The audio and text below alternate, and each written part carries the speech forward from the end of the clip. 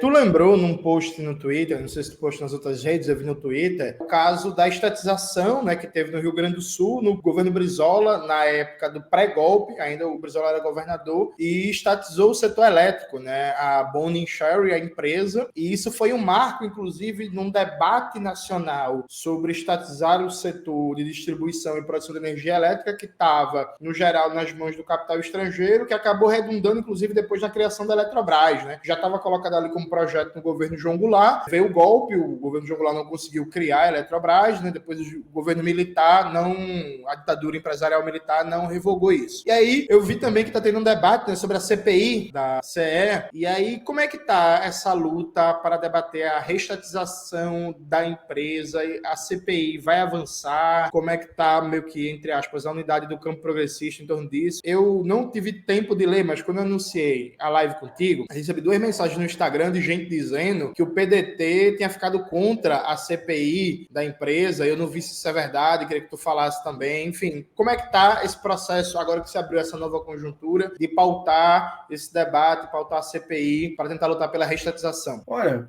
a gente está prestes a conseguir as assinaturas aí para a abertura da CPI, que vai fazer uma investigação não só da Equatorial, mas também da RGE, que é outra empresa privada que administra também a concessão da energia elétrica no estado do Rio Grande do Sul. De fato, o PDT até o momento não se posicionou. O PDT é a base do governador Eduardo Leite aqui e nada lembra a história que o Brizola construiu ao estatizar, né, a empresa de energia elétrica e ampliar a capacidade do Estado ter o controle desse setor estratégico, né? Porque até nesse sentido aí vale lembrar que sempre teve essa divisão entre diferentes empresas que exploravam a energia aqui. Quando o Brizola fez a estatização, a CE tinha esse controle da capital gaúcha e de outras regiões, mas era o central, né? Então, de fato, o impacto da política dele foi gigantesco. E contou à época com o apoio de uma comissão de investigação da Câmara de Vereadores de Porto Alegre e o trabalho de deputados da Assembleia Legislativa, né, que junto com o movimento sindical fizeram um movimento de massa muito amplo nesse sentido, né? Teve luta política para que a estatização ocorresse, né? Não foi só uma canetada do Brizola, ele se apoiou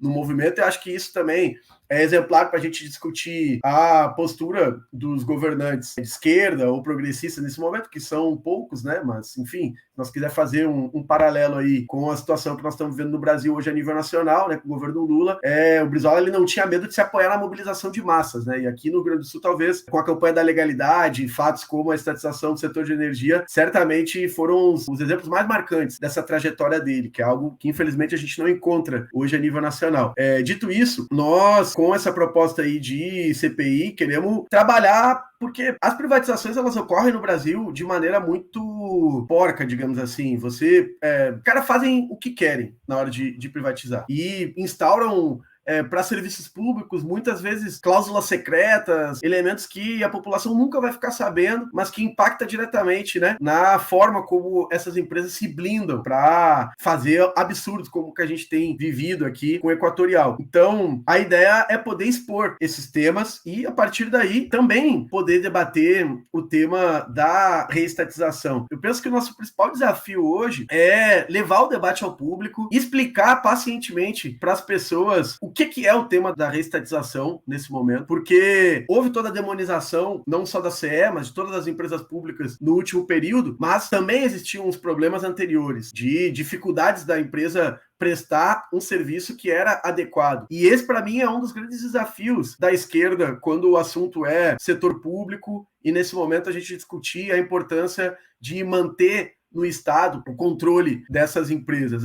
Como a gente faz um debate para qualificar esse segmento, para trabalhar numa perspectiva de um serviço prestado de maneira digna para as comunidades, ser sinônimo de disciplina, combater os privilégios, a corrupção, os interesses políticos, né, que existem muito, né, nas nomeações, na maneira como as empresas são geridas. Como é que a gente dá mais autonomia para esse setor? Também faz ele ser sustentável do ponto de vista econômico, que é uma falácia neoliberal, de que essas empresas elas não têm condição de se manter, né? Não existe isso. Se fosse assim, qual é o capitalista que faria um investimento em algo que não é nem um pouco rentável? né? Não existe, é uma mentira. Então, tudo isso nós temos que conseguir explicar de forma paciente e organizada. E nesse sentido, a gente tem feito um debate desde a semana passada, tive a oportunidade de já discutir esse tema com representantes centrais sindicais, do movimento ambientalista, também com a União Estadual dos Estudantes aqui, sobre por que não fazer um plebiscito popular para a gente discutir esse tema da reestatização da ACE. Porque aqui no Rio Grande do Sul, inclusive, para eles conseguirem fazer essas privatizações, a primeira medida que o Eduardo Leite teve que fazer na Assembleia Legislativa foi retirar um artigo da Constituição do Rio Grande do Sul que submetia privatizações ao crivo de um plebiscito, à consulta popular. Isso foi incluído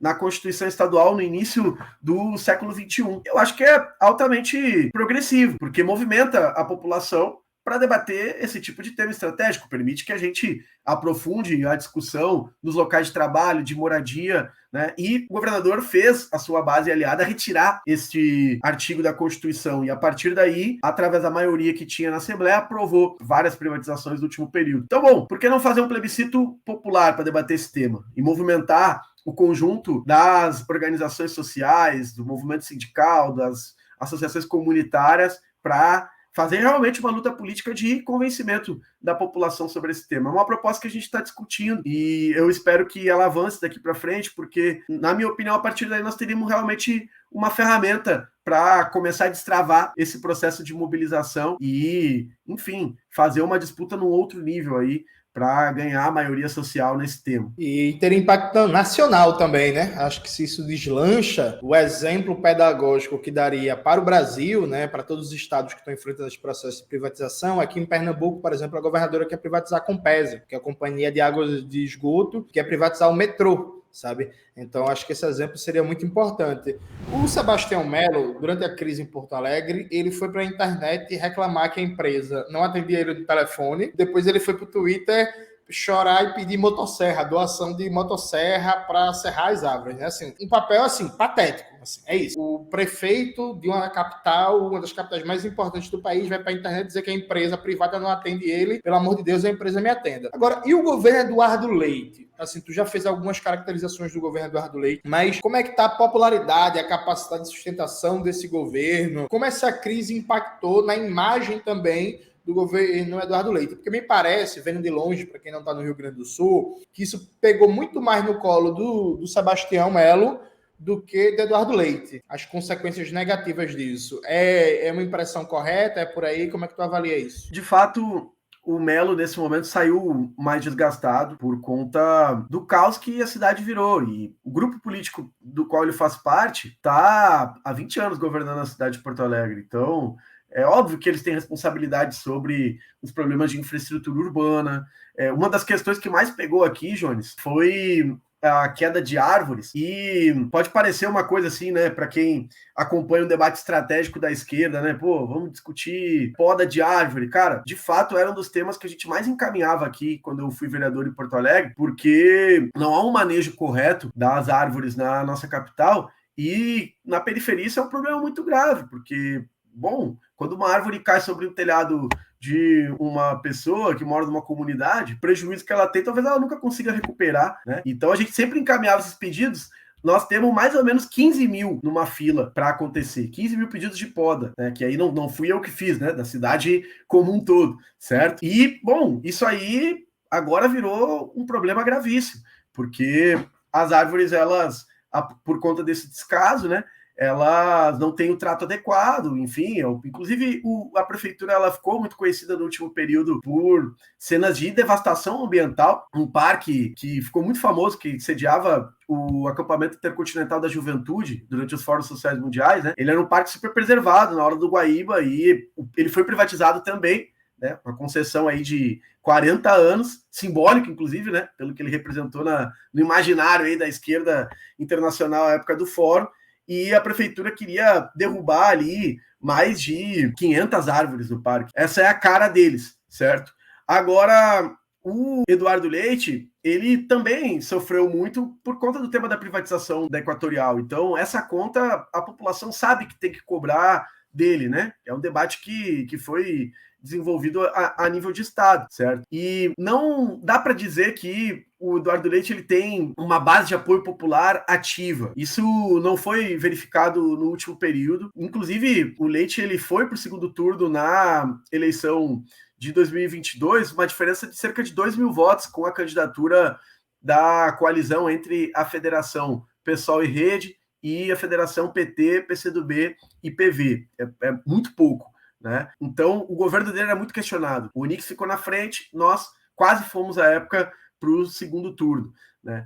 E os setores mais ativos não estão nesse polo. Ou era a extrema-direita, que durante a pandemia combateu muito o Eduardo Leite, se mobilizou, principalmente no tema da defesa do negacionismo, né? E, bom, campanha anti-vacina, tudo isso. Ou era o polo ligado à esquerda dos movimentos sociais. A sustentação, na verdade, a reeleição do Eduardo Leite, ela se deu muito nessa onda de evitar que um bolsonarista assumisse o governo do estado do Rio Grande do Sul, do que pela defesa do projeto que o governador já vinha desenvolvendo no estado.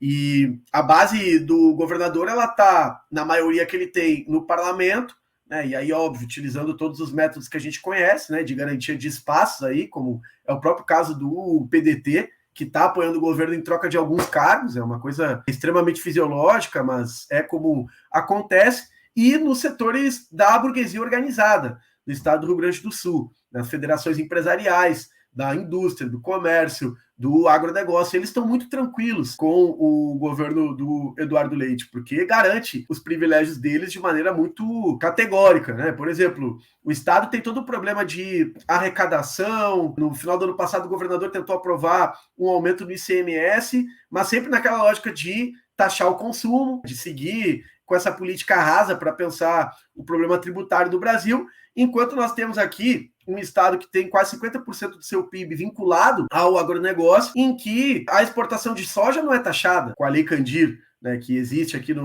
a nível nacional, mas que no Rio Grande do Sul tem esse impacto. Ou, por exemplo, uma série de desonerações bilionárias que pegam setores de produção de agrotóxicos, que aqui no estado do Rio Grande do Sul teve uma alta flexibilização também do último governo do Eduardo Leite. Esses são os setores que mais contribuem para a poluição do solo, da água no estado do Rio Grande do Sul, mas tem isenções bilionárias. E aí o estado tem vários rombos aí, à medida que os eventos extremos abatem a nossa população, né, de infraestrutura, enfim, de devastação gigantesca, que é o que tem ocorrido aqui no último período, 2023. A marca do Rio Grande do Sul foi os eventos extremos, primeiro com a maior estiagem da nossa história, depois com ciclones extratropicais, enchentes, inundações, e agora iniciando 2024 aí com esse apagão. E, bom, o Estado ele não consegue ter uma política que consiga orientar para o tema da transição energética, como se fala, ou identificar